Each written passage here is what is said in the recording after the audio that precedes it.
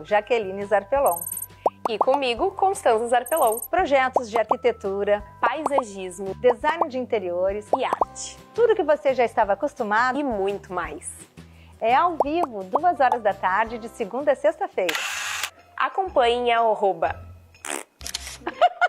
Acompanhe em @RDCTV Digital. Acompanhe em @RDCTV Digital em todas as plataformas digitais e também nos canais 24 e 524 da NET.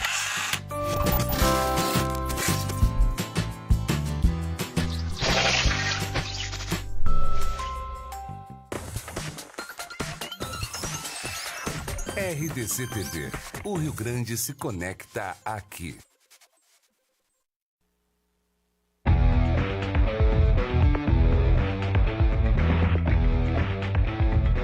Cruzando as conversas.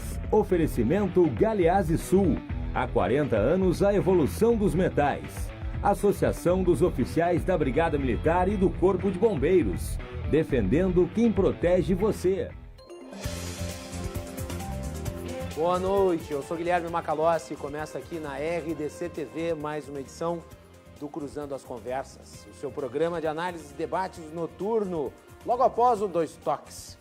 Você nos acompanha pelos canais 24 e 524 da Claro Net TV e pelas redes sociais, @RDCTV Digital. Estamos no Facebook, no Twitter, no Instagram e também no YouTube. Não deixe de mandar a sua mensagem, a sua participação é muito importante. O nosso live stream já está no ar e sempre convidamos a sua interatividade a fazer parte da nossa mesa. O Cruzando as Conversas é um oferecimento da Associação dos Oficiais da Brigada Militar e do Corpo de Bombeiros, defendendo quem protege você. E de Galeazzi Sul, há 40 anos, a evolução dos metais. Muito bem, antes de nós colocarmos a pauta principal do programa e apresentar aqui os convidados de hoje, eu vou iniciar o programa apenas chamando a atenção para algo que eu falei ontem, sobre essa história toda aí envolvendo o Oriente Médio. Foi um comentário breve que eu fiz na abertura sobre a contraofensiva iraniana e acabou já, né? Já acabou, literalmente. O Donald Trump, ontem, durante o programa aqui, chegou a tuitar dizendo que nada tinha acontecido, estava tudo bem, pegou suas pantufas, foi dormir. A comoção foi nas redes sociais. Na vida real, as coisas são um pouco menos histéricas, um pouco mais racionais. Então, o clima de comoção que se viu, ele é um fenômeno desta interatividade baseada no clickbait e na excessiva impressionalização dos fatos correntes. Quer dizer, tudo é levado para o caminho do fim do mundo, da tragédia, da desgraça, quando nós sabemos as coisas não são bem assim. Né? Então, novamente, eu peço para o nosso público sempre prestar muita atenção no que lê por aí, no que vê por aí, porque nós temos que nos balizar sempre pela racionalidade. Pela racionalidade. Tem gente que está torcendo para poder comentar uma guerra pelas redes sociais, só para ter curtida. É um lixo moral. Muito bem. Vamos falar de um assunto que interessa a todos nós. Diz respeito ao momento do Brasil, que vive uma modificação no seu regramento legal, uma modificação que eu considero profunda, em muitos aspectos necessária, e uma série de legislações agora estão entrando com institutos jurídicos que podem trazer uma nova perspectiva na questão jurídica relativa principalmente ao combate à corrupção. Nós tivemos no último final de semana a entrada em vigor da nova lei de abuso de autoridade e agora a criação do juiz de garantias. Tudo isso é muito polêmico. Muitas pessoas não sabem o que é o juiz de garantias, o que é lei de abuso de autoridade. E todos nós estamos à mercê da justiça e podemos ir em direção a ela ou, eventualmente, sermos acionados por ela. Então, diz respeito à nossa vivência, é por isso que nós vamos trazer este assunto à baila hoje aqui no programa. Para falar sobre ele, eu convidei o Carlo Velho Masi, advogado, velho amigo, que já não faz bastante tempo, não vem aqui no programa, né, Carlo? Bem-vindo, boa noite. Boa noite, obrigado pelo convite, sempre um prazer estar aqui contigo e com os telespectadores aí da RDC-TV. Carlo, que lançou recentemente um livro, Lavagem de Dinheiro. Beto, tu consegue colocar aqui na câmera para nós? Aqui o livro do Carlo.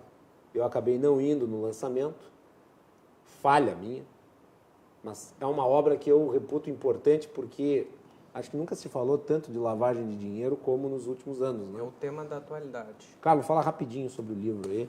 O livro, nós sistematizamos assim as principais discussões que envolvem a lavagem de dinheiro hoje no Brasil, que é um dos temas mais polêmicos assim envolvendo a criminalidade organizada.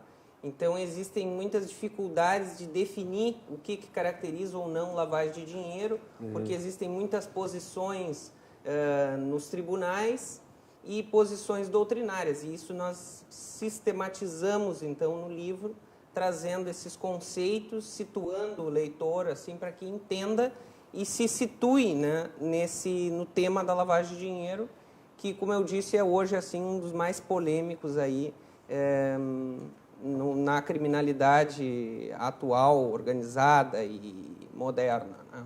Tu consegue definir em uma sentença o que é lavagem de dinheiro para o público? Consigo. Lavagem de dinheiro nada mais é do que um processo de purificação, digamos assim, de um recurso que foi obtido de forma ilícita através de um ilícito penal antecedente e que, então, o indivíduo quer reintroduzir na economia.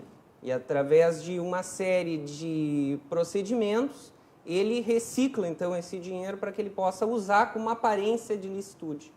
Então, é um dinheiro que eu obtive de forma ilegal e, para que eu possa usar na economia formal de maneira aparentemente lícita, eu preciso fazer um mascaramento dele, que são as fases da lavagem. Então, um processo complexo que caracteriza um delito à parte desse crime anterior, que é um crime que tem um provento econômico, e esse provento o indivíduo vai usar depois na economia. Seu benefício ou em benefício de terceiros. Então está aqui, novamente, só para mostrar, o livro Lavagem de Dinheiro. A editora é Canal Ciências Criminais. Isso mesmo. Daí já está disponível em livrarias. Sim, pela internet, no canal Livraria do Advogado. Livraria do Advogado. Está aí, um belo livro. Muito obrigado. Parabéns pela publicação, vou ler com o maior prazer e satisfação. Muito obrigado. Quem também está aqui é o meu outro amigo, promotor, Leonardo Jardim. Leonardo, bem-vindo, boa noite, prazer recebê-lo novamente. Boa noite, Guilherme, boa noite aos nossos telespectadores, aos nossos debatedores, contendores, doutora Tatiana, doutor Masi. Sempre um prazer, uma satisfação poder participar desse programa que eu gosto muito de assistir também. Muito bem. Por fim, nós estamos aqui debutando no nosso programa a doutora Tatiana Borsa, advogada.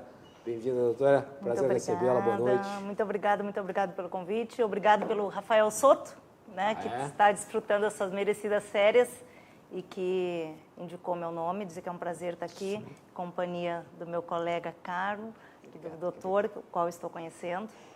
E estamos aqui, né? Vamos discutir, como eu digo, brincar um pouquinho de direito, um assunto sério, seríssimo, né? Seríssimo. Que é só o que a gente está ouvindo aí, para esclarecer muitas coisas que estão falando, como tu mencionaste no início do programa, né? Muitas vezes as pessoas ficam esperando alguma coisa para ter curtidas ou para falar, muitas vezes, passar informações equivocadas. Muito bem. Muito obrigado pelo convite. Vamos tentar esclarecer aí o público em relação a isso. Vamos começar pelo juiz de garantias. O que é um juiz de garantias? Expliquem para o público e tragam aí as suas opiniões. Aqui está uma pessoa que não formou opinião a respeito. Tá? Então, tentem me convencer disso também. O que é um juiz de garantias? Para que ele serve? É bom ou é ruim? Vamos lá. Leonardo Jardim. Em primeiro lugar, nós temos que perguntar qual juiz de garantias nós estamos falando.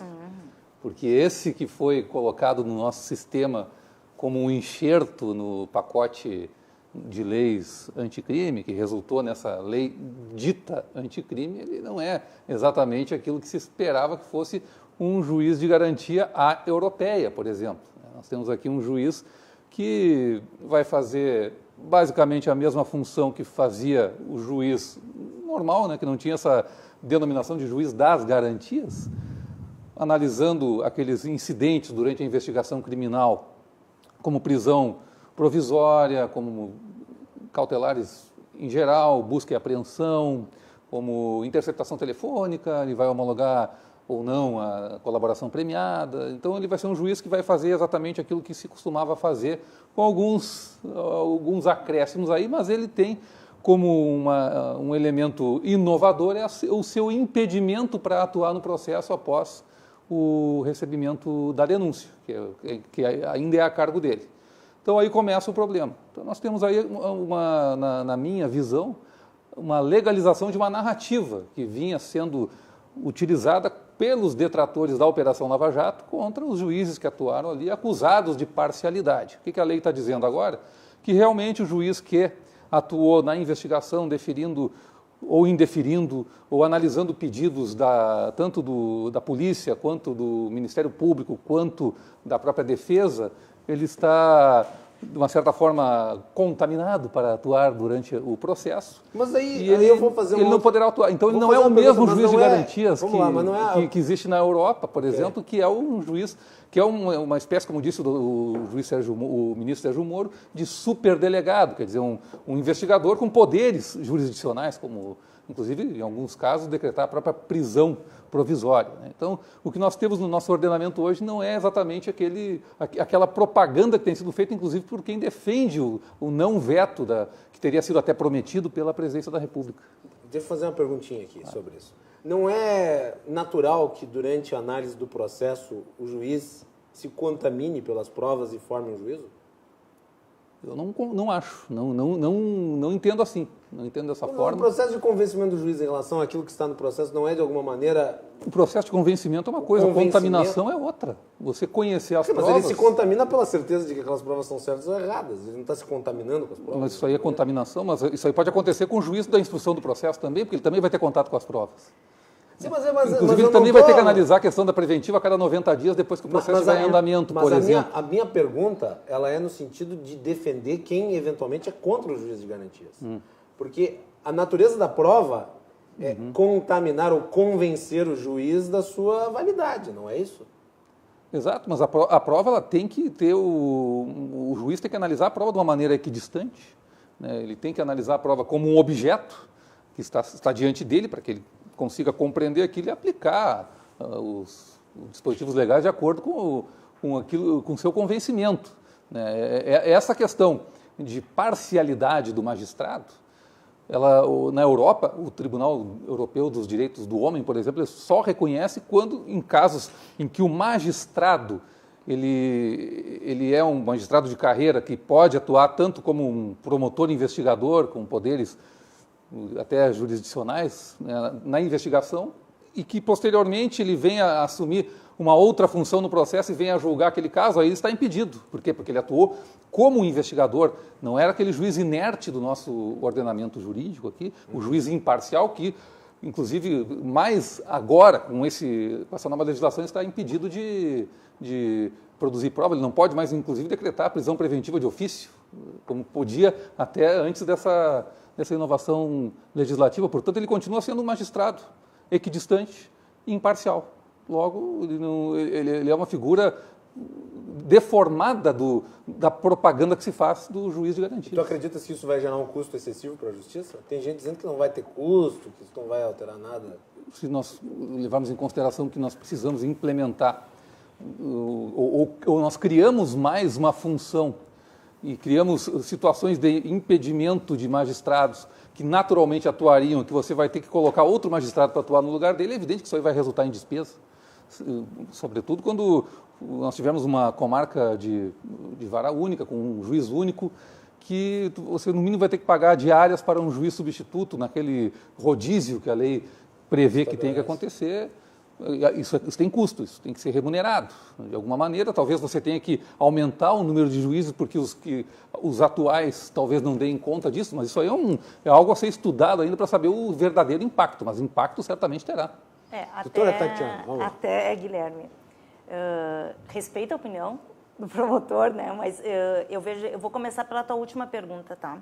A respeito à lei, ela fala ali do custo, tá? Até no artigo 3B, né?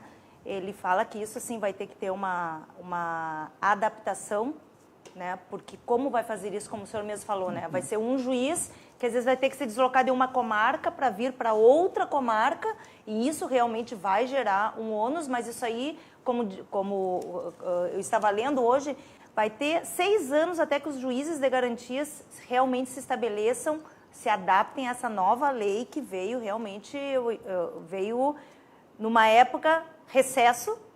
Estamos no recesso. Um vacácio de 30 dias. Exatamente, uma vacácio de 30 dias, onde vamos ter que nos adaptar. E como que vamos nos adaptar? Eu acredito, e até o Auri, meu mestre Auri, né, Carla, que ele estava falando, e eu concordo com ele, que a gente não pode, o nome não é juiz das garantias, é até ele fala que o correto seria o juiz da investigação. Este seria o certo. Este seria o juiz da investigação, porque o juiz vai atuar no momento do inquérito policial. Então é isso. Vamos ter 2 figuras de juiz, o juiz do inquérito e o juiz do processo. Então o Auri, ele fala, e eu concordo, e eu ouvindo ele, eu digo corretíssimo. Não é o juiz das garantias, é o juiz da investigação, porque ele vai ali supervisionar, sim, e ele não vai ter, e eu acredito, sim, que o juiz do processo, com a máxima vênia, doutor, eu acho que ele vai ser contaminado, sim, no instante que ele tem acesso ao inquérito policial. Eu acho que ele tem. Quando o réu ele chega na frente, ele quer conversar com um juiz que nunca ou tenha visto na delegacia de polícia, que nunca acompanhou o pedido de uma busca, de uma prisão. Então, eu acredito que são mudanças muito drásticas, que talvez nós não estejamos preparados ainda, ou nós estamos aqui naquela, vamos dizer, expectativa de como vai ser, porque é daqui uns dias. E como vai ser isso? Foi muito assodada a mudança? Muito.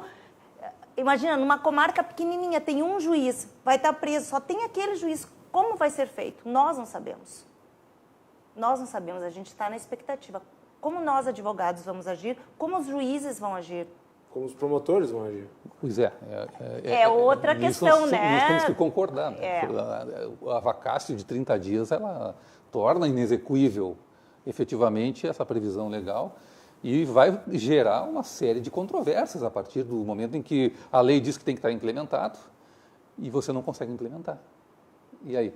Pode se suscitar nulidades. Não, e é uma coisa perigosa. Mas diversas teses jurídicas sobrevirão. Doutor, e o Carlos que não se manifestou, mas o que me assusta é um pouco assim, ó. Foi responsabilidade dos legisladores, no caso.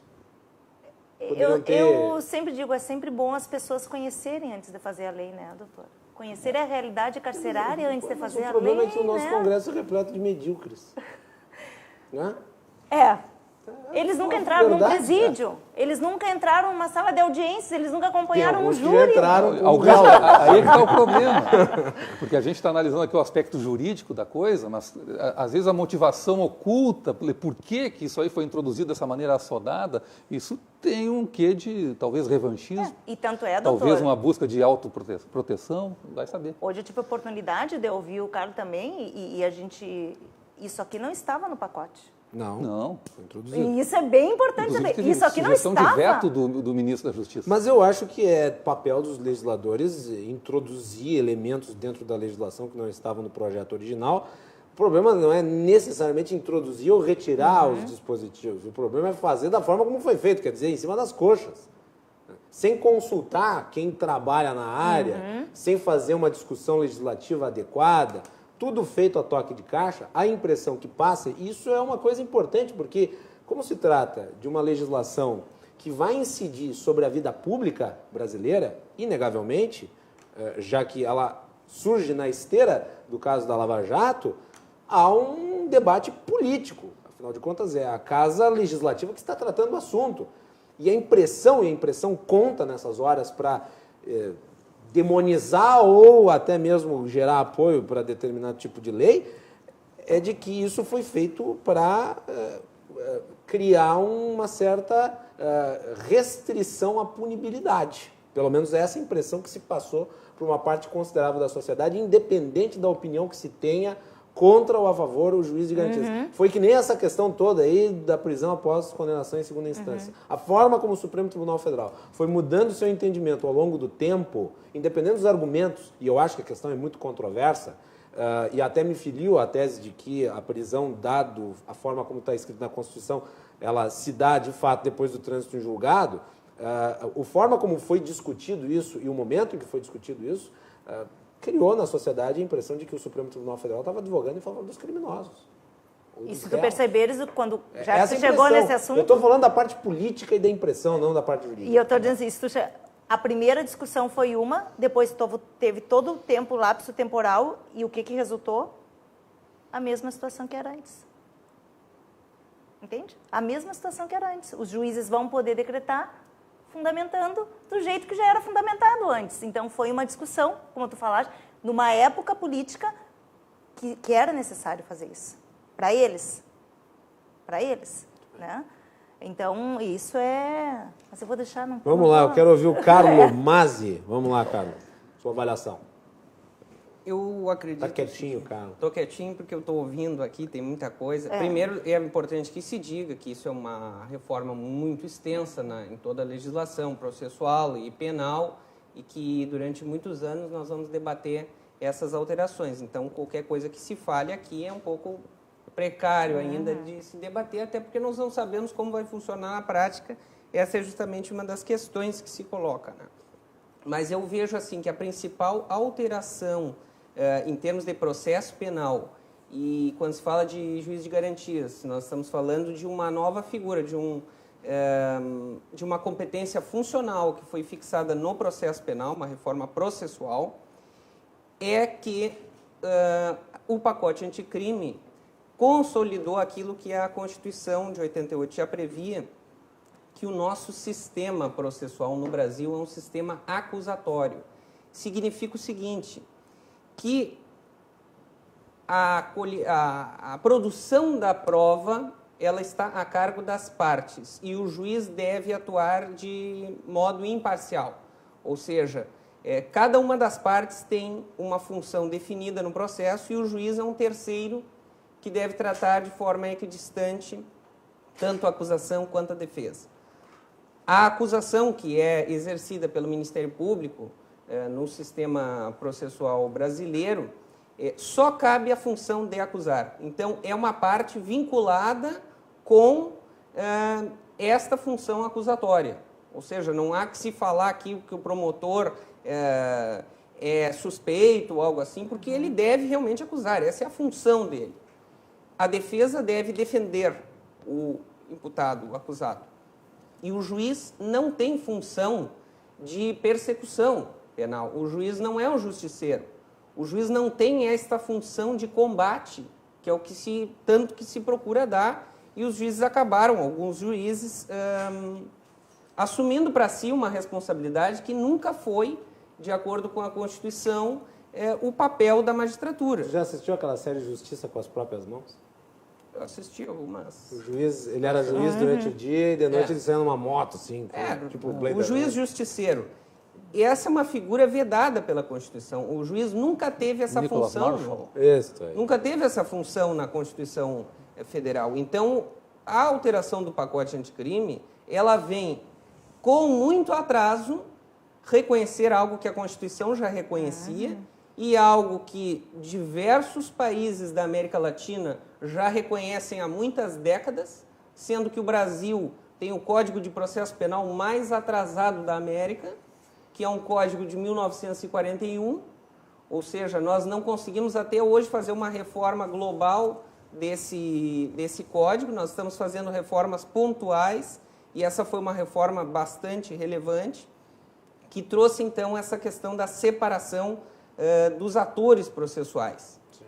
E quando se fala na separação dos atores processuais, num processo democrático, a principal garantia do imputado, do réu no processo, é que ele possa ser julgado por um juiz imparcial. E a imparcialidade, ela quer dizer de maneira formal que o juiz deve tratar as duas partes ambas as partes da mesma forma. Ele deve proporcionar iguais condições das partes de influenciá-lo na sua decisão.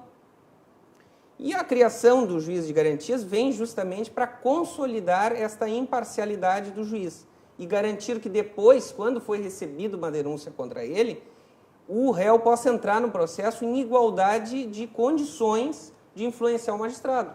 Porque aquele magistrado que já entrou no processo penal com toda uma carga de convencimento da administração do inquérito policial, onde ele deferiu medidas de quebra de sigilo telefônico, de busca e apreensão, decretou a prisão do indivíduo, etc., e foi formando uma convicção até o momento em que ele recebe a denúncia, que significa que ele entende que existem elementos mínimos para dar início a uma ação penal, e esse juiz, presumidamente, ele já entra com uma tendência de favorecer a acusação, porque ele já ouviu e já concordou com a acusação, ou pode não ter concordado, mas ele já tomou conhecimento de elementos de prova que vão influenciá-lo, tanto para absolver quanto para condenar. Quando o juiz vai ter o juiz de investigação e o juiz de decisão, então. O juiz da instrução, da persecução e da instrução. Ok. Mas quando é o juiz que decide, for lá decidir, ele não vai ter que olhar exatamente o mesmo apanágio de provas que foram produzidas? Não é a mesma coisa? O juiz da instrução e julgamento agora, ele não vai ter mais acesso a todos os elementos indiciários que foram colhidos na etapa preliminar de investigação. Porque é importante que se esclareça que... Por que isso não acontece mais?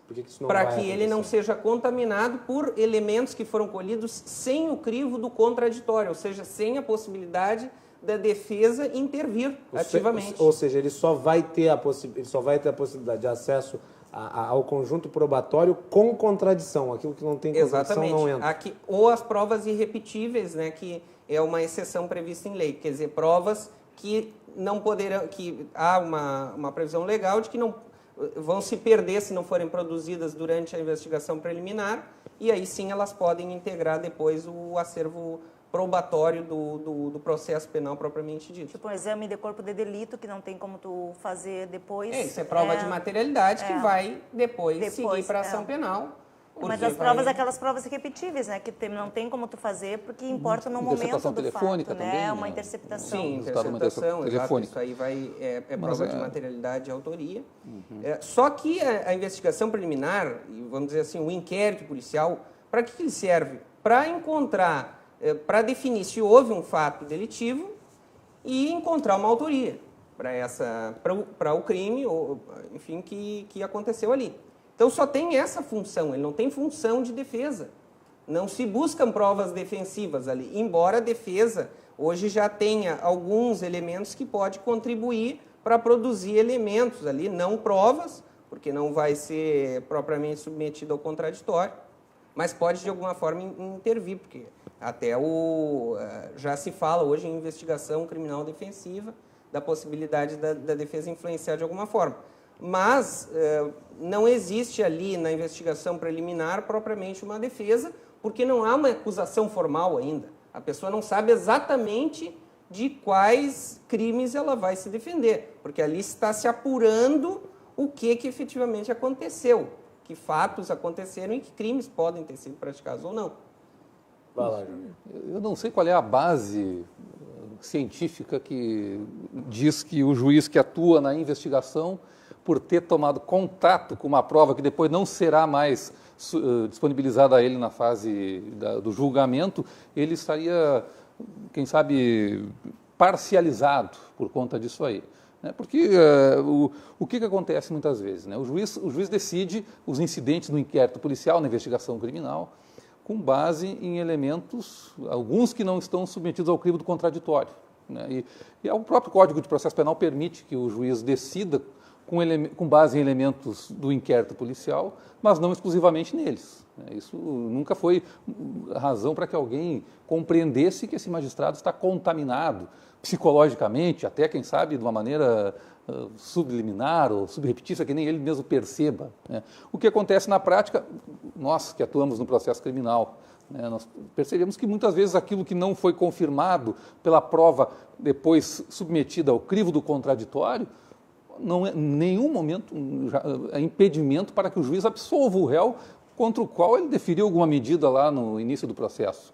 Então, essa presunção de que o juiz ele perde a parcialidade por ter contato com a prova e que depois, mesmo que diante de um contexto mais geral e ao final de todo o exercício da ampla defesa, do contraditório, ele vai estar decidindo não com base naquilo que é o conjunto das provas, mas com base num condicionamento que vem lá do inquérito policial. Eu não consigo compreender isso como algo cientificamente defensável. Tu acha que essa legislação parte do pressuposto de que os juízes são pessoas naturalmente suscetíveis? Ela parte do pressuposto de que o juiz está condicionado psicologicamente a condenar o réu se por acaso ele deferiu alguma medida em seu desfavor lá no início da investigação ou coisa parecida, o prendeu ou coisa parecida, quando na realidade isso não tem base científica que comprove isso de maneira alguma. Mas a gente sabe o que acontece, né, doutor? Não sei, doutora.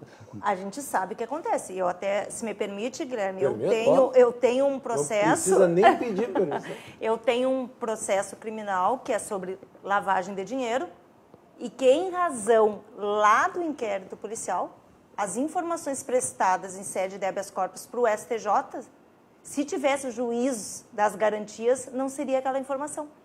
O juiz está contaminado, sim, com porque ele as prestou provas, informação que tinha disponível? Porque não tinha, com as informações que foram feitas lá no inquérito, colhidas lá no inquérito, Então, sem o crivo do contraditório. Problema, né, doutor? A senhora não quer que as informações lá, sem o crivo do contraditório, elas cheguem ao conhecimento do STJ? Não, eu quero que chegue, doutor, mas eu quero que chegue, como o cara falou, de forma correta. Mas e correta. Por que não como seria assim, como de forma correta? Realmente o que aconteceu. É o que aconteceu. Como o Guilherme perguntou, o juiz vai ter acesso a essas provas? Não vai ter. Ele vai ter que pegar e ler. Por quê? Porque a própria lei diz que o juiz pode, no instante que ele receber a denúncia, ele pode olhar e vai ver se ele vai manter a prisão ou se ele vai prender. Ele vai poder rever a decisão do colega, do juiz das garantias. Ele vai ter contato com aquilo que fundamentou a decisão. Isso, então, mas daí vai ser uma análise dele, doutor. Mesmo que ele não tenha contato com a prova que vai estar lá na secretaria do juiz de garantias, ele não vai poder chegar, mas ele vai ter que saber por que aquele sujeito está preso para poder dizer se ele continuará preso ou não. Sim, eu concordo com o senhor. Como você vai evitar esse contato? É praticamente impraticável isso. Não, ali, primeiro que esses elementos que estarão lá junto com o juiz de garantia não são propriamente provas, porque não foram produzidos em juízo, não houve participação da defesa na produção desses indícios. Você quer chamar de elementos de convicção, indícios... Não, mas a finalidade deles é convencer o promotor de como ele deve conduzir a acusação. E isso está certo. E convencer o juiz também, que vai ter que receber a denúncia. O juiz vai... o juiz de garantias, ele recebe a denúncia. Recebe a denúncia. Com base exatamente nesses elementos. Ele verifica os indícios mínimos ali, a materialidade, a comprovação de materialidade, né?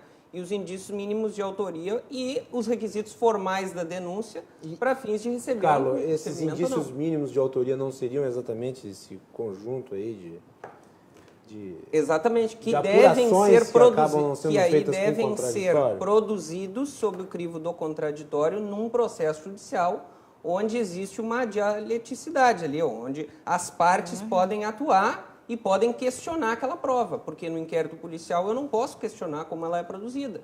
Muitas vezes a gente vê inquéritos policiais que são baseados em denúncias anônimas. E que a denúncia anônima acaba numa condenação do indivíduo. Mas nunca um juiz condena ninguém dizendo assim, a denúncia anônima diz tal coisa, logo eu condeno. Ele tem que analisar com outros elementos. O promotor hoje puxa uma denúncia anônima e diz, olha, o fulano aqui denunciou anonimamente, ele tem medo, então vocês têm que condenar, porque aqui há um indício de que, então, o medo poderia dizer que o réu é o autor desse fato. Só que isso aí só pode servir lá para fins de investigação e não para formação de culpa de um Convencimento do indivíduo. juiz. Para a formação do mérito. Mas o juiz tem que daquilo ali. fundamentar a sua decisão. E quando ele fundamenta, ele não vai usar esses elementos que são imprestáveis para fundamentar. Mas acontece o seguinte, aí vem uma questão que até a psicologia explica, que inclusive se fala em efeito perseverança. Uma vez que o juiz tomou contato com algum elemento que o convence de que aquilo deve ser daquela forma... Você sabe que convenceu? Eu não sei, é uma presunção. Todas as Tu causas acha que uma legislação pode ser baseada na presunção? Todas as causas de É só uma pergunta sincera, eu Com sou certeza, um leigo aqui. eu acho. Leigo não sou, mas Sim. eu sou a pessoa que está As tentando presunções- criar uma opinião a respeito. Sim, Eu não as tenho pre- opinião formada. A minha opinião é que sim, a legislação deve criar presunções, porque nós temos que garantir determinados direitos. Todas as causas de suspeição e impedimento de magistrados são presunções.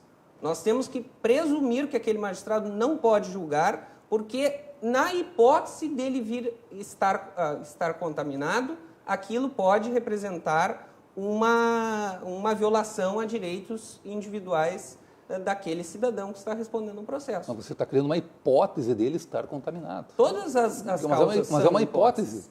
É uma hipótese que, na prática, em que percentual isso aí se verifica efetivamente? Houve algum estudo em Não relação importa, a isso? pode ser uma Você pessoa, pode ter um caso ser um juiz específico. contaminado que já justifica uma lei dizer Não, isso. mas a gente não pode criar uma norma geral com base em uma exceção. Isso aí jamais pode ser Se aceito. existe a possibilidade do juiz estar contaminado por ter deferido determinadas medidas que o levam a chegar mais próximo da acusação e iniciar um processo vinculado à tese acusatória, então eu tenho que presumir que este juiz Mas o pode juiz ter se uma vincula tendência à tese acusatória? a verificar, A tese acusatória a ficar é da acusação. a favor da acusação. O que o juiz fez durante a investigação criminal? Ele deferiu medidas ou indeferiu. Né? Sim. Ele pode ter concedido... Mas ele definir vai- medidas não é necessariamente compreender o mérito, no caso. Não, de maneira alguma. É É tomar decidir uma um incidente. posição. Aí é que está o juiz. Em relação a uma questão incidente, por exemplo, se aquele réu não vai dizer se ele é culpado ou inocente, de maneira Exatamente. alguma, mas vai dizer que há algum indício de materialidade, autoria, Por exemplo, e aquele réu Eu posso tem que ser determinar preso a quebra... porque há um risco à ordem pública Vamos lá. na sua Eu posso permanência solto. determinar a quebra do sigilo telefônico de um determinado investigado. Isso é uma medida que potencialmente vai contra o interesse do réu. Sim. Do investigado. Como é que isso aí chega para o juiz? Chega base Agora, um isso não relatório. significa que o juiz, por ter quebrado, vai formar uma opinião contra o Há réu. Se ele há uma- deferiu isso é porque ele entende que existem elementos para deferir. Tá? A Mas tendência... isso já não acontece quando Ok. ele aceita a denúncia feita pelo Ministério Público? Não, porque essa verificação da denúncia é uma questão formal, vamos dizer assim. Ele verifica aspectos formais da denúncia. Até se argumenta que deveria analisar se tem justa causa, né, para deflagração da ação penal, se existem elementos anteriores. Até se discute isso. Mas, basicamente, o que o juiz faz quando recebe uma denúncia é verificar que, então, o fato... Eu já tive casos em que o Ministério Público narrou o fato que nem crime era. E aí o juiz recebeu a denúncia, o tribunal mandou trancar a ação penal, evidente, não era crime, foi denunciado por algo que não era crime, eu já vi isso. Então essas coisas Isso acontecem é na exceção. prática. Mas Jardim, mas depois eu vamos passo pra falar, Tatiana, vamos vamos falar da prática, então, né, para o telespectador compreender melhor. Vamos supor que há um pedido de interceptação telefônica formulado pela autoridade policial porque há uma suspeita de que determinado sujeito esteja traficando drogas. Ele vai dizer que havia um relatório da autoridade policial dizendo que colheram elementos e o número do telefone do investigado. Fulano de tal tem o número tal, o juiz, com base naqueles elementos, se convence que é viável deferir a medida. Então vai deferir a medida, vai colocar o grampo autorizado, né, e o sujeito vai falar no telefone. E a prova que vai ser produzida a partir disso aí, ninguém sabe o que vai acontecer. Se vai haver elementos nas conversas telefônicas ali que vão indicar que ele é realmente um traficante de drogas, ou que ele é, ou seja lá, um crime de homicídio, ou qualquer coisa parecida. E é esse o elemento de prova que vai ser usado depois como base de condenação, e não foi usado para pedir a interceptação telefônica.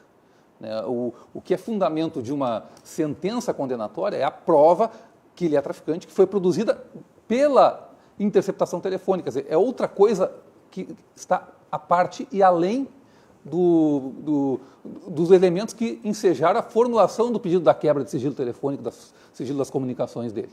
Então, são elementos diferentes. Então, o juiz vai ter diante dele, depois de encerrado o prazo da interceptação telefônica, todas aquelas conversas, e ali nós vamos ver o que vai ter ali, se ali ele realmente está negociando drogas com alguém, mandando vir drogas do Paraguai para abastecer ou não. Algum lugar, ou não. Né? E aí esse é o elemento de prova judicializado, que vai servir para qualquer juiz, seja o que deferiu, ou seja outro, definir se é caso de receber denúncia, é caso de condenação ou não. Doutora Tatiana. O que me chama a atenção nessa lei vem o que o Carlos falou, assim, que eu acho que, eu entendo, sim, que o juiz do processo, ele fica contaminado. No instante que ele tem que ele já tem contato com o inquérito policial, no momento que ele vai decidir, e eu estou vendo muito isso nos crimes de lavagem de dinheiro, muito, muito. Ele já está contaminado, doutora. Eu acho que ele já está contaminado no instante que ele vê o inquérito. Eu acho que a partir dali, no instante que ele toma contato com o inquérito, qualquer decisão que ele vá ter... Mas é pior que bola isso aí, né? Olhou, pronto, pegou. Então não pode olhar o processo, porque daí tu vai descobrir que o réu é culpado e condenar o réu. Não, mas aí é que tá. Olhou lá, o processo, Tatiana. o julgamento aí é que tá. Complete lá, O julgamento aí é que tá. Tem o contraditório, tem a ampla defesa. Como hoje, eu tive o caso hoje, de eu falar com o assessor do juiz e dizer assim, foi decretada a prisão de um cliente meu dizendo que ele ameaçou tais pessoas. E ele disse, pois é, doutor, eu digo, mas isso não é verdade, onde é que está isso? Isso não é verdade, pois é, foi feito lá no inquérito. Ah, foi feito isso lá no inquérito, eu não pude me manifestar e meu cliente está preso por causa disso. Okay, mas se tivesse o juízo das garantias, doutor... Mas ele está respondendo por quê? Por lavagem de dinheiro. Tá, mas e a coação do processo não é a mesma coisa? Mas aí é que vem o que o cara falou. Se tivesse o juízo das garantias, isso aí não estaria no processo. Isso aí não estaria no processo. E ele não estaria preso. Realmente, e ele não estaria preso. Estaria no processo realmente o que interessa. O que é? O crime de lavagem de dinheiro. Mas se chegar durante o processo a notícia ali, o processo tramitando... Mas aí é diferente. Que Não, o diferente. fulano está sendo ameaçado. Doutor. Já é a jurisdição Aí o juiz, do juiz. Só porque já está no processo, então ele vai continuar preso com justiça. Porque a ameaça poderia ter sido feita antes, ou então até a invenção da ameaça, e pode convencer o juiz de garantias e pode convencer o juiz também da instrução do processo, o juiz julgador. Exatamente, como o senhor está falando. Pode garantir o juiz. Se for mentirosa a e denúncia que diz que ele realmente ameaçou testemunho. Mas se tivesse esse juiz investigador ali, ele tem Mas ele não é um investigador, o juiz. O juiz que cuida da investigação, ele não é um investigador. Aí a lei é bem clara no sentido que ele não tem poder nenhum de investigação. Ele é equidistante, imparcial, tanto quanto o juiz que vai julgar o final do processo. Até para dizer o seguinte, não teve ameaça. Isso não teve ameaça, isso não pode fazer parte. Ele não está julgando, ele tá, porque as garantias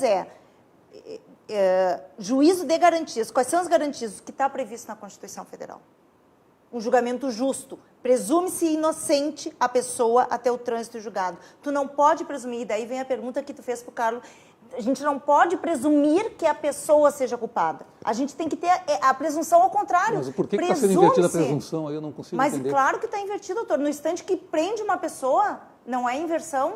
Não, mas é uma medida cautelar, né? Não é antecipação de pena, que é vedada. Mas a prisão não é uma antecipação de pena, doutora? É uma medida cautelar, doutora, é diferente. Mas esse meu cliente, vou lhe dizer então, ele está desde 12 de dezembro de 2018 preso por este fato. Tá, e a senhora supõe que um juiz que não fosse o mesmo juiz agora que está atuando desde a época do inquérito... Com certeza. Já teria soltado ele. Com certeza. Eu não consigo chegar nessa certeza. Com certeza, doutor. Porque os elementos que mantêm uma pessoa presa, e certamente a senhora impetrou vários habeas corpus durante esse período para o Tribunal de Justiça, e o Tribunal mantém a prisão... Não, eu não impetrei. Porque eu estou assumindo agora que eu estou tendo conhecimento do processo. Nem o outro advogado. A defesa anterior não impetrou? Não. Porque se tiver um ano e quanto agora? 1 ano e 1 mês, o sujeito preso. O normal é que alguém tente impetrar um habeas corpus, a defensoria impetraria um habeas corpus, né? E aí esse habeas corpus seria julgado pelo Tribunal de Justiça. E o Tribunal de Justiça, se tiver mantido ele preso, foi porque realmente ele entendeu que era o caso de manter preso. Eu não sei porque um outro juiz ia pensar diferente do que poderia ter pensado o Tribunal de Justiça nesse caso. Mas aí, doutor, foge do juízo das garantias que a gente está falando. Porque daí o juiz das garantias não figura mais aí o juiz das garantias. A questão Mas o juiz das garantias tem a decisão tão correcionável quanto o próprio juiz. O juiz da Ouvi instrução um pouco o Carlos e depois nós vamos para o intervalo. Vai lá, O Carlos. juiz da instrução e julgamento... Mas está a muito fim bom o de debate. garantir- Acho que o público que está nos assistindo... A fim de entendendo alguma garantir coisa? essa imparcialidade... Bom, eu não A sei. imparcialidade é o quê? É tratar ambas as partes com as mesmas garantias, né? Dar as mesmas condições. Por isso que se fala em paridade de armas. Para garantir isto, o juiz tem que ter a originalidade do que ele vai julgar. Ele não pode entrar ali já sabendo de elementos a mais do que a outra parte sabe, do que a outra parte teve acesso, do que a outra parte pôde contraditar. Então, esse juiz, ele entra mais vinculado à acusação dentro do processo. Essa que é a questão toda do juiz de garantias. Tem uma pergunta aqui do público. Pois não. Roberto Borges escreve o seguinte: eu gostaria que fosse explicado por que o juiz não fica contaminado quando ele indefere alguma medida cautelar ou quando ele indefere uma prisão preventiva, por exemplo. Até agora eu só vejo questionamentos quanto à contaminação se dá contra o réu. Não, fica também. Mesma história. Ele não pode beneficiar nem defesa, nem acusação. A imparcialidade é isso. Não pode. E certamente o promotor, a acusação, questionaria o juiz que estivesse a favor do réu. Seria a mesma situação. Eu entendo que o juiz, quanto mais informado a respeito dos fatos, melhor.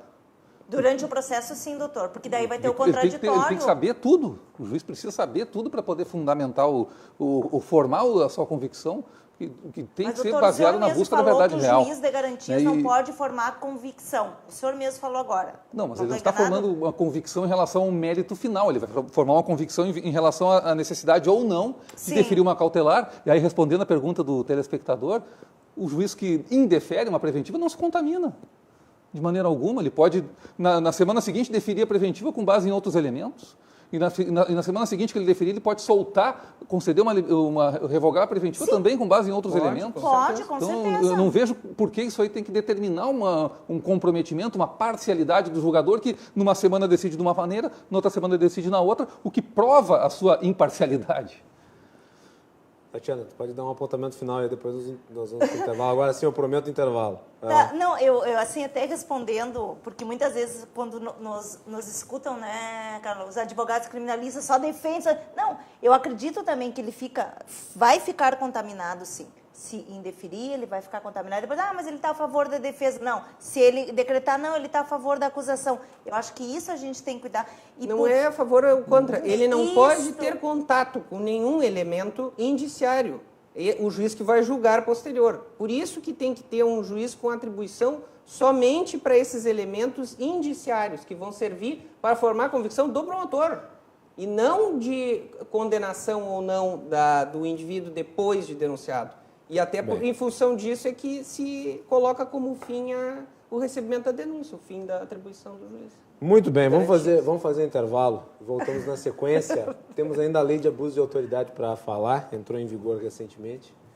E você que está nos acompanhando, não deixe de mandar a sua mensagem, mandar aqui um abraço para o doutor Gustavo Arossi, querido Gustavo Arossi, que está nos acompanhando aí na audiência, obrigado. Luiz Carlos Rossing, ele disse que o juiz de garantias é uma piada.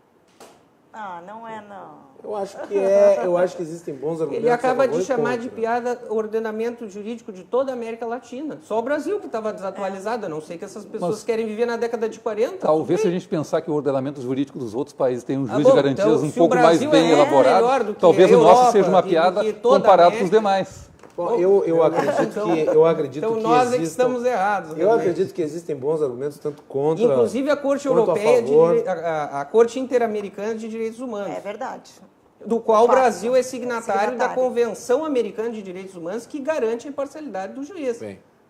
Um abraço também para o Hélio Justo, que nos acompanha lá de Dom Pedro de Alcântara. Obrigado.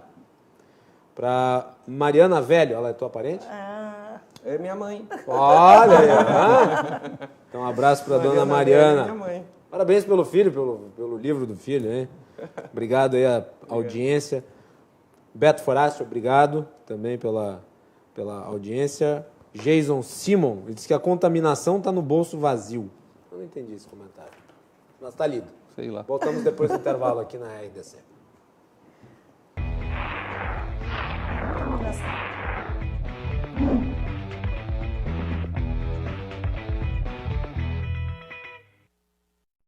Há 40 anos, iniciava uma história de sucesso empresarial.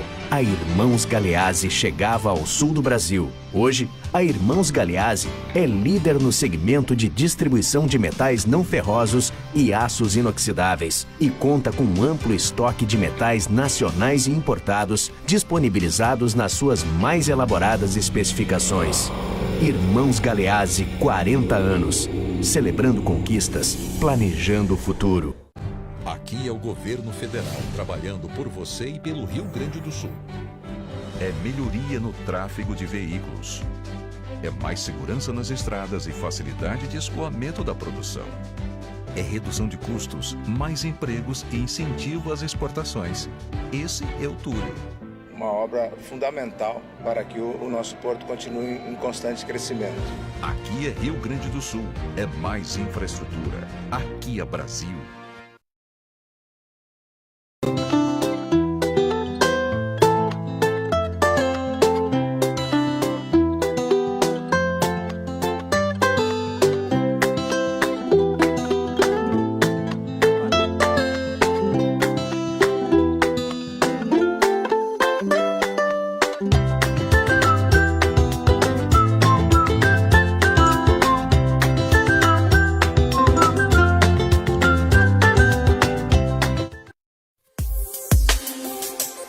Na praia, procure sempre estar perto da guarita do guarda-vidas. Observe os locais perigosos, as sinalizações. Fique longe de encostas e pedras. No mar, não vá para locais de maior profundidade. Se perceber que irá se afogar, grite por socorro. E se estiver nadando, não lute contra a correnteza. Nade no sentido diagonal. Evite permanecer na praia quando houver trovoadas. Mantenha crianças sempre sob sua vista. Identifique-as. Se encontrar uma perdida, leve a guarita do salva-vidas. Além do protetor solar, leve vinagre por causa do alto índice de mãe d'água. Evite rios e lagoas que não tenham guarda-vidas. E quando entrar na água, cuidado com excesso de bebidas e comida. E jamais entre com o estômago cheio. Azof BM, defendendo quem protege você. Aqui é o governo federal trabalhando por você e pelo Rio Grande do Sul. É horário de atendimento ampliado nas unidades de saúde da família. É uma vida com mais dignidade. É mais esporte, cultura e assistência social para todos. Essa é a Roselisa. O que eu mais gosto aqui na Estação Cidadania é o espaço, o ambiente e a oportunidade das crianças praticarem esporte. Aqui é Rio Grande do Sul. É uma vida melhor. Aqui é Brasil.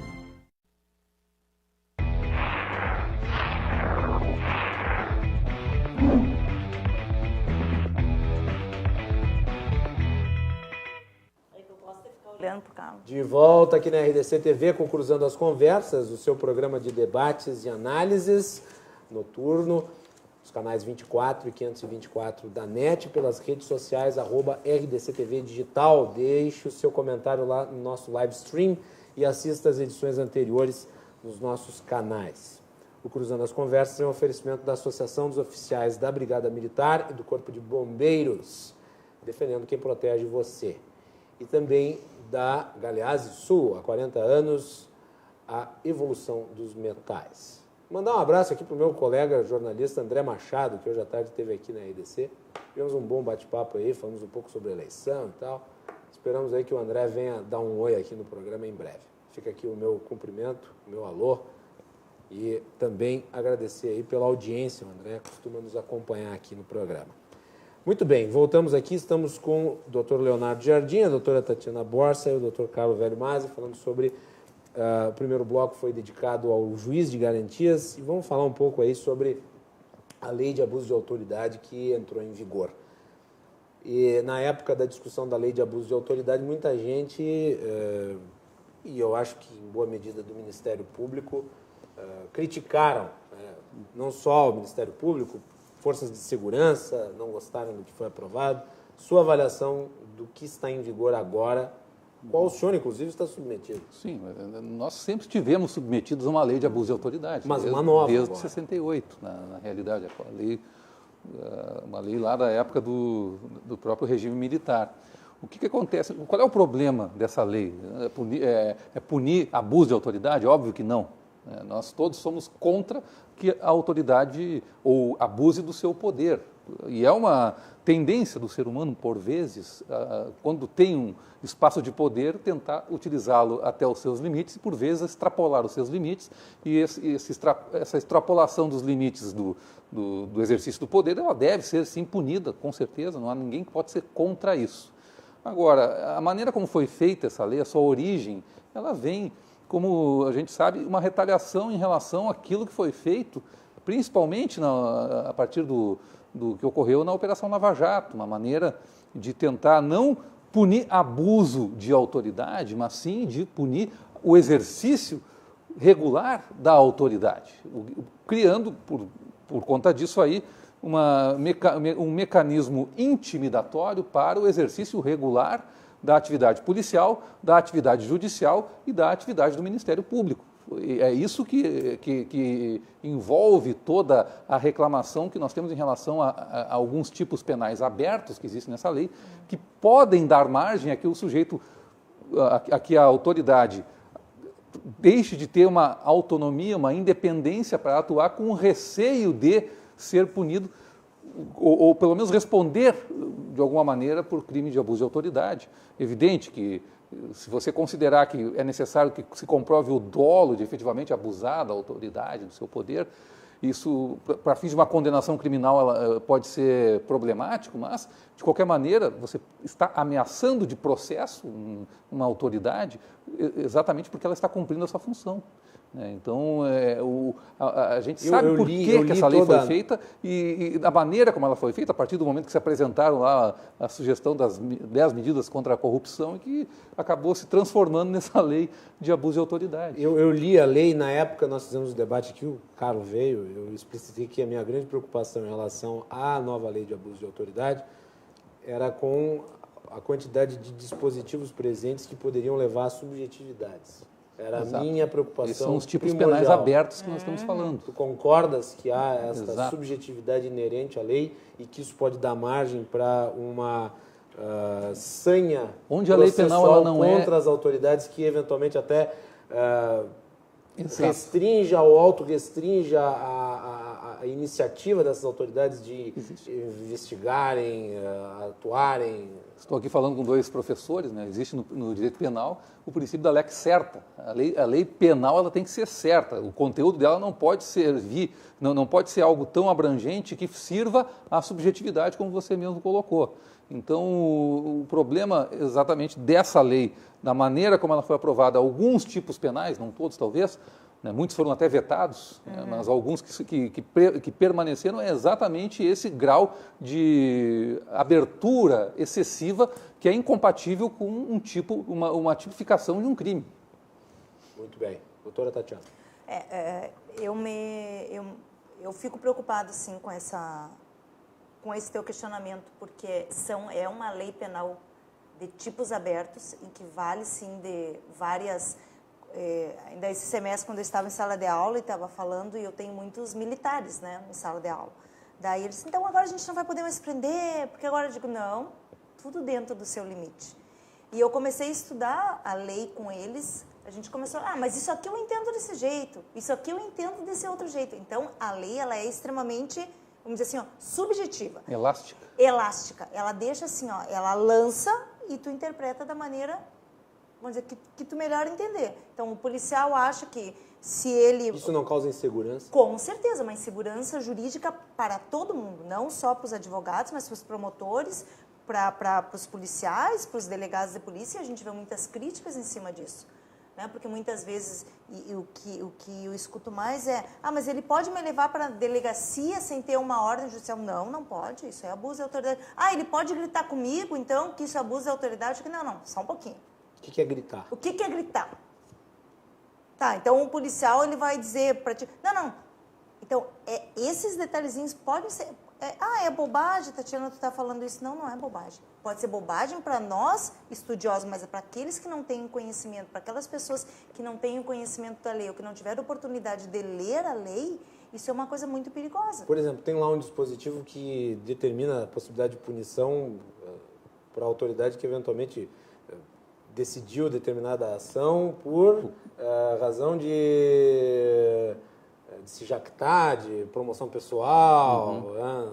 Colocar foto da pessoa também. Não sei, eu não sei eu não estou com a lei aqui, não estou com ela aqui na mesa para ler, a última vez eu estava. Para promoção pessoal. Para promoção pessoal. Como é que se define o que é promoção pessoal nesse caso? Isso aí é a narrativa anti-Lava Jato. É uma pergunta que eu estou fazendo. Te dou um exemplo. Estão procurando uma pessoa, um bandido, tá? Que é extremamente famoso, que cometeu alguns delitos grandiosos. Então, para aquele delegado, para aquele policial que prendeu, Às vezes a imprensa sabe primeiro que nós, advogados, que o cliente foi preso. Por quê? Porque aquilo é um prêmio. Isso é um abuso de autoridade. Então, olha aqui, ó. Claro que não vão avisar o advogado, ó, estamos indo prender o seu cliente. Óbvio que não. Então, esta promoção pessoal, sim, infelizmente, a gente vê muito, Guilherme. E isso é um abuso de autoridade. Tanto é que hoje colocar as fotos, e o Ministério Público, eu não sei como é que é lá na sua comarca, doutor, mas as denúncias estão vindo com as fotos dos réus. E normalmente grandes operações... Isso aí é dentro do processo.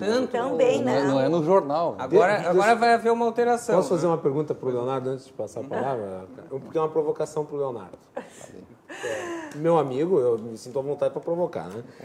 Tu não acha que o Ministério Público, Leonardo, às vezes erra demais quando faz aquelas coletivas? Eu ia falar nas coletivas, justamente. Que, não sei, às vezes cria-se um clima de pega para capar em cima dessas coletivas, assim, e com isso se cria na sociedade um sentimento de condenação imediata da pessoa que é meu amigo. Não, eu estou perguntando. Agora o senhor vai usar o direito ao silêncio.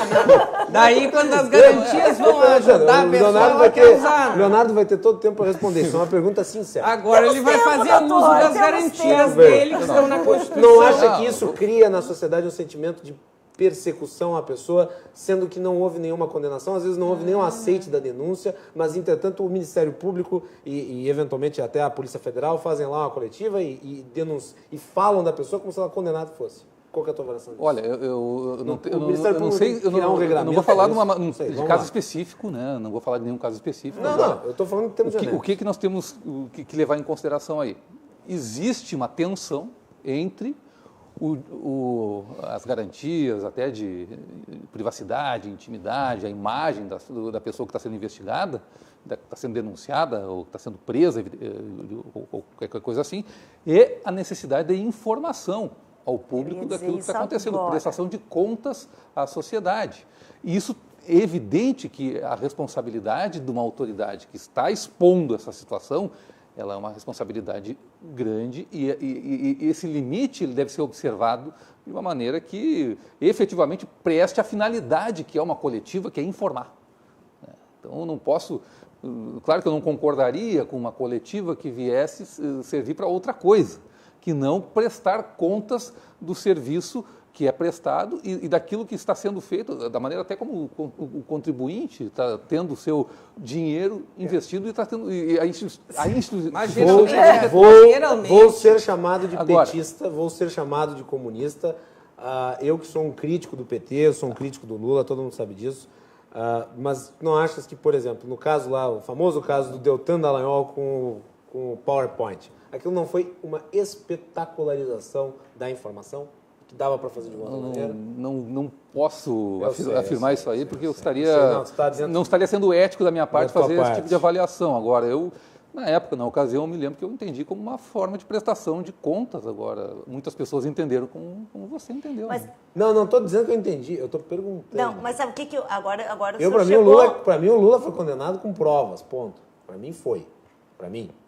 Então, tudo bem. Aquela coletiva, inclusive, teve uma situação em que se colocou, uma situação em que algum dos procuradores falou que não haveria provas, né, ou coisa parecida, e não era, dentro daquele contexto, estava errado você entender a coisa dessa maneira, né, e tentaram crucificar o colega que que fez essa fala, descontextualizando e tal. Quer dizer, é uma situação que você lida com uma autoridade, com uma ex-autoridade, que é uma liderança política, querendo ou não, e que efetivamente é uma exposição enorme para o procurador. Ele está ali como se estivesse num paredão. Então tem que ter muito cuidado quando qualquer tipo de manifestação numa coletiva como essa. O senhor me permite eu lhe perguntar? Posso perguntar, Guilherme? Pô, agora estou sendo Roda Viva, mudou o programa.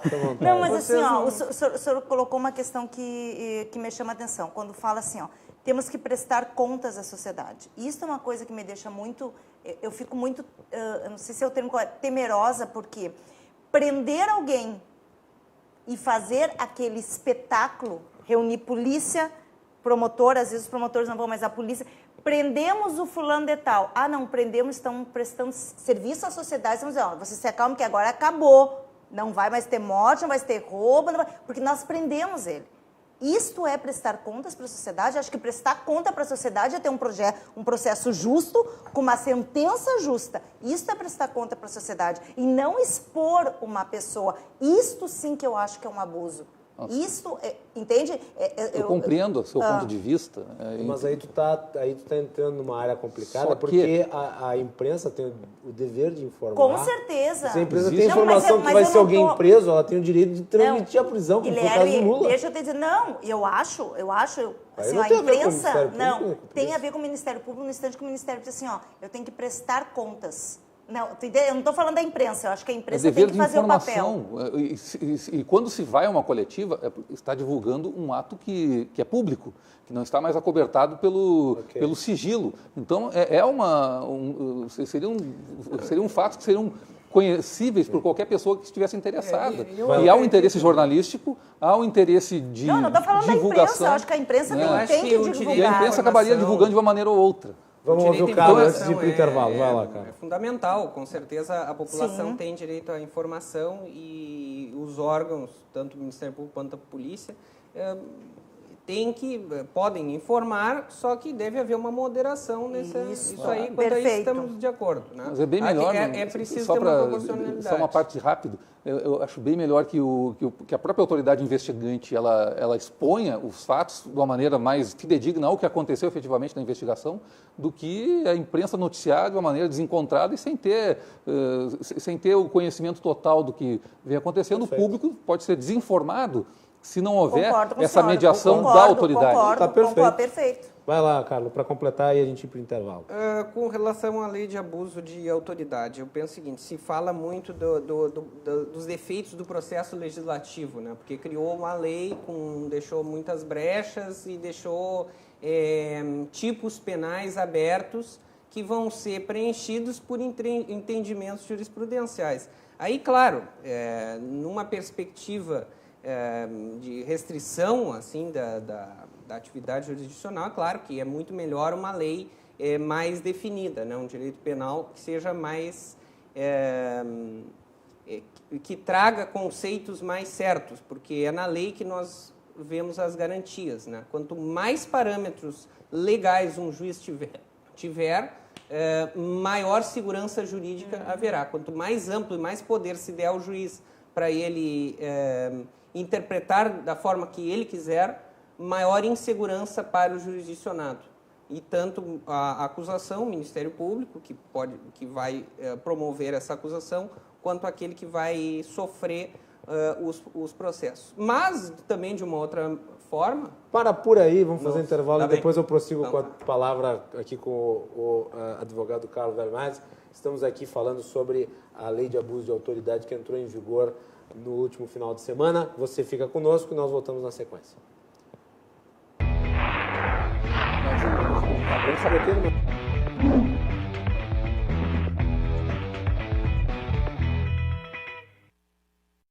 Há 40 anos, iniciava uma história de sucesso empresarial. A Irmãos Galeazzi chegava ao sul do Brasil. Hoje, a Irmãos Galeazzi é líder no segmento de distribuição de metais não ferrosos e aços inoxidáveis e conta com um amplo estoque de metais nacionais e importados disponibilizados nas suas mais elaboradas especificações.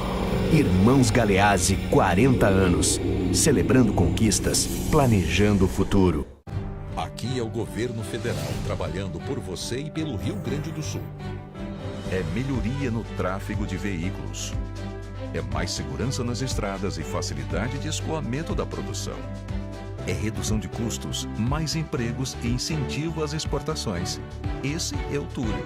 Uma obra fundamental para que o nosso porto continue em constante crescimento. Aqui é Rio Grande do Sul.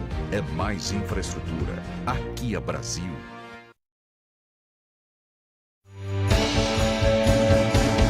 Trigésimo-segundo Sonho de Natal de Canela, a fábrica de sonhos. São 280 espetáculos gratuitos de encher os olhos e o coração. 79 dias de muita dança, música e luzes. Aqui em Canela, o espírito de Natal vive. De 26 de outubro a 12 de janeiro. Confira a programação em sonhodenatal.com.br.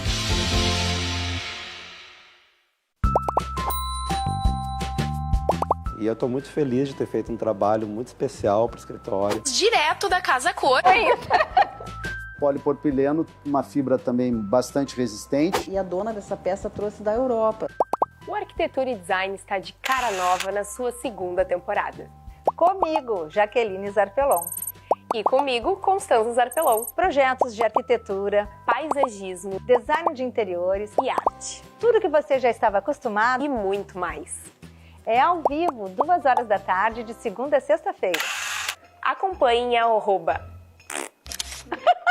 Acompanhe em @RDCTV Digital. Acompanhe em @RDCTV Digital em todas as plataformas digitais. E também nos canais 24 e 524 da NET.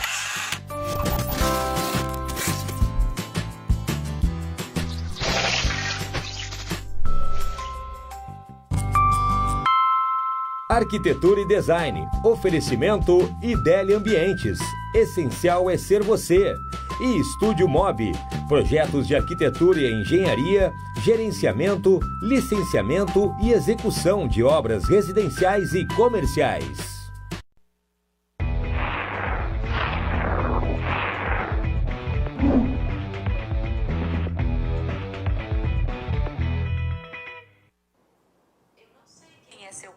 O Cruzando está de volta. Como é que é o nome dessa personagem? A Siri. A Siri não sabe do que nós estamos falando. Estamos de volta aqui no Cruzando as Conversas. Estamos falando sobre lei de abuso de autoridade. Neste terceiro e último bloco, Cruzando as Conversas é um oferecimento da Galeazzi Sul, há 40 anos, a evolução dos metais, e também da Associação dos Oficiais da Brigada Militar e do Corpo de Bombeiros, defendendo quem protege você. Carlos, eu havia lhe interrompido ao fim do segundo bloco, a palavra está contigo. O que eu vinha falando só é da questão do processo legislativo, das falhas, né, que a falta de uma análise mais detida, de debates e de maior participação, sobretudo da academia também, né, no desenvolvimento dessas leis penais, acaba criando essas dificuldades práticas que depois vão se ver aí, a lei acaba de entrar em vigor, então vai começar a ser explorado isso. Mas também nós não podemos perder, por outro lado, a confiança nas instituições. Por quê? Por que eu digo isso? Porque vai ser um promotor de justiça que vai promover uma ação penal por abuso de autoridade. E o promotor de justiça, assim como o delegado, ele é considerado o primeiro juiz da causa. Porque é ele que vai fazer a primeira análise, se ali tem elementos para o oferecimento de uma denúncia ou não. Se ele entender que não, ele promove o arquivamento daquilo ali, ele pede o arquivamento. A mesma coisa o delegado, quando recebe um preso em flagrante na sua delegacia, ele vai avaliar se as condições ali em que foi apresentado representam efetivamente um crime, se ele pode fixar fiança ou não. Então ele vai fazer uma primeira avaliação da causa e por isso que essas instituições têm que ser respeitadas. E depois é um juiz que vai julgar o abuso de autoridade. O próprio magistrado que usurpou da sua função e praticou um abuso, assim ele vai ser julgado por outro magistrado. Assim como vai ser também a Corregedoria do Ministério Público que vai avaliar a conduta dos pares. Mas o grande problema... Na medida em que se tornar crime, vai ser para o judiciário. O judiciário é que vai avaliar. Da maneira como ficou, embora as críticas que possam ser feitas, pelo menos existe essa possibilidade de você estabelecer um controle, uma triagem em relação a essas alegações de abuso. Mas é bom lembrar que essa lei, quando ela foi feita, o projeto dela previa inicialmente a iniciativa do acusado, da suposta vítima do abuso de autoridade, para processar a autoridade. E isso acabou, não sei se caiu lá no processo legislativo, ou se acabou sendo vetado. Caso o Ministério Público ainda não promova a ação. Mas originalmente havia uma previsão de que a vítima poderia, inclusive, entrar com a ação penal independentemente independente de ser subsidiária, talvez até previsto como legitimidade concorrente. Se eu não me falha a memória. Isso acabou não passando e aí fica bem mais administrável a situação. Mas imagina esse grau de subjetividade com essa possibilidade da própria suposta vítima do abuso poder processar sem nenhum tipo de freio. A lei de abuso de autoridade, se nós formos ver bem a fundo, os tipos penais que são previstos ali são condutas graves, são condutas que caracterizam efetivamente um abuso que deve ser legitimamente sancionado pelo Estado. Claro, daí nós vamos falar de algumas questões de aplicação, de problemas na aplicação.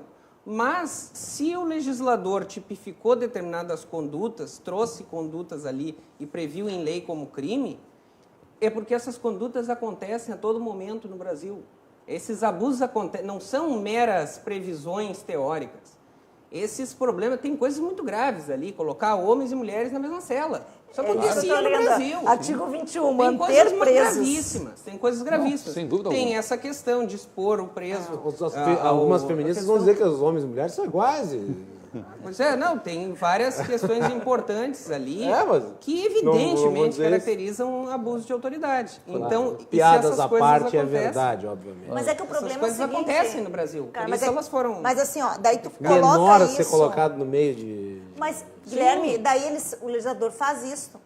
E os presídios e as cadeias têm espaço físico para que isso não ocorra? Não. E esse é um sério problema dos legisladores brasileiros. Eles acham que porque escreveram uma coisinha no papel, imediatamente surge uma realidade, como foi o caso, bem explicitado no primeiro bloco, do juiz de garantias. Vamos criar o juiz de garantias. Dane-se se existe a possibilidade disso ser implementado em 30 dias. E aí? Quer dizer, não é porque eu determino determinada coisa, né, numa legislação que, de repente, vão brotar da terra presídios. Não é assim que as coisas funcionam. Aí pode-se debater a transição dessa lei, que de fato é uma vacatio legis, um período para entrada em vigor muito curto, realmente, para implementação. Há já um grupo de trabalho do Conselho Nacional de Justiça que está criando as normativas para implementar o juiz de garantias. Mas aí nós temos que falar de responsabilidade político-criminal, que é um problema que não está sendo enfrentado no Brasil, que significa o seguinte: todas as leis de natureza penal ou processual penal, elas precisam previamente sofrer uma análise detida dos impactos que aquilo ali vai ter. Seja impactos no sistema carcerário, seja impactos orçamentários, sejam os mais variados, as mais variadas consequências daquela lei penal. Não é possível fazer leis penais... Lei da responsabilidade penal, no caso. Não, lei de responsabilidade político-criminal. Existe, inclusive, um projeto de lei para criar essa nova legislação. Importante. Que seria o impacto disso. Por exemplo, aumentar a pena de prisão de 30 para 40 anos. Imagina os impactos que tem isso. Eu não estou dizendo que eu seja contra, até não, acho que é possível, é legítimo que o legislador entenda que agora tem que ser 40 anos o máximo de pena no Brasil. Tudo Como bem. É que se faz esse cálculo, né? Entretanto, imagina os impactos carcerários disso. Eu posso fazer um cálculo, talvez mais longo prazo, de que poderia diminuir a população carcerária porque o pessoal ia ficar preso mais tempo e ia cometer menos crimes. A partir do momento em que se sentisse que não valia a pena cometer o crime, porque é exatamente isso aí que diz já existem diversos estudos demonstrando que não é o temor de uma pena dura, ela tem um potencial dissuasório maior. Caros, nós não vamos ter tempo para discutir isso, porque o programa já acabou. Eu acho que nessa questão dos estudos, existem estudos para todos os gostos. Exato. Eu gostaria muito de agradecer aqui a participação de vocês no programa. Acho que é um tema candente. Eu acho que é um tema pouco debatido e eu acho que é um tema muito importante, por isso que eu gosto de fazer esses painéis assim de caráter jurídico para nós examinarmos esses elementos aí que vão surgindo. Nós estamos em efervescência na produção legislativa, em muitos casos para um lado ruim, em outros casos para o lado bom. 10 segundos para cada um se despedir. Carlos, obrigado. Muito obrigado, parabéns pela condução do debate. A última mensagem que eu gostaria de dizer, só para não haver uma falsa impressão sobre o juiz de garantias. O nome, ele causa uma certa espécie, mas todo juiz é de garantias, porque todo juiz tem que estar vinculado com a Constituição, com a garantia dos direitos fundamentais do indivíduo. Todo juiz, quando assume na magistratura, faz esse juramento. Então, todo juiz é de garantias. Então, isso é algo positivo para o nosso ordenamento. Obrigado. Leonardo, obrigado por ter vindo. Obrigado, Guilherme, pelo convite. Obrigado aos meus colegas aí de mesa pelo debate elevado, nível elevado que nós tivemos aqui. E também para não deixar de falar de Flores, né, dizer que o juiz de garantias, claro que é um juiz de garantias, mas antes de ser um juiz de garantias, é um juiz de direito. Então, ele tem que ter ele tem que ser imparcial e olhar para o ordenamento jurídico e aplicar a lei ao caso concreto, seja doa a quem doer, seja quem vai ser beneficiado ou quem vai ser prejudicado, não importa, porque é um juiz de direito e que tem a função jurisdicional exatamente para aplicar o direito. E o juiz de garantias, apesar do nome, não passa de um juiz de direito que vai ser exatamente igual àquele juiz de direito que vai julgar depois. Muito bem, obrigado, Leonardo. Tatiana, muito obrigado por ter vindo, espero que volte outras vezes.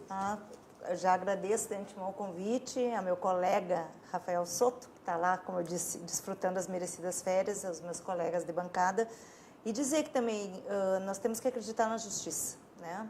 Por mais que ela nos deixe muitas vezes inquietos, porque as leis estão aí para serem interpretadas, mas que a gente tem que interpretar de uma forma que para todos sirva. Então, agradeço, Guilherme, parabéns pela tua iniciativa de nos convidar aqui para falar de um tema que só hoje eu vi uns 4, 5 debates sobre isto, para ver como o povo está inquieto, querendo saber o que é juiz de garantias. Eu tive a possibilidade de dizer, me assista então hoje, à noite. Então, eu fico feliz, muito obrigada ao promotor, obrigada ao Carlos, sempre um prazer estar aqui contigo. E obrigada aos meus alunos que estão me assistindo também. Muito bem. Que devem estar orgulhosos da professora. Muito obrigada. Muito bem, nós vamos ficando por aqui e voltamos amanhã a partir das 22 horas na RDC TV com mais uma edição do Cruzando as Conversas. Boa noite e até mais.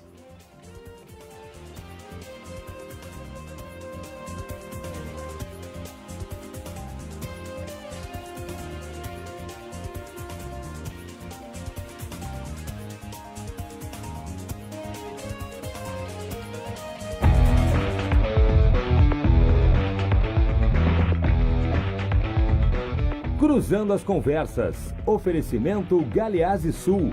Há 40 anos a evolução dos metais. Associação dos Oficiais da Brigada Militar e do Corpo de Bombeiros. Defendendo quem protege você. Assista na RDC TV. Às 11h30, Motivo de Sobra.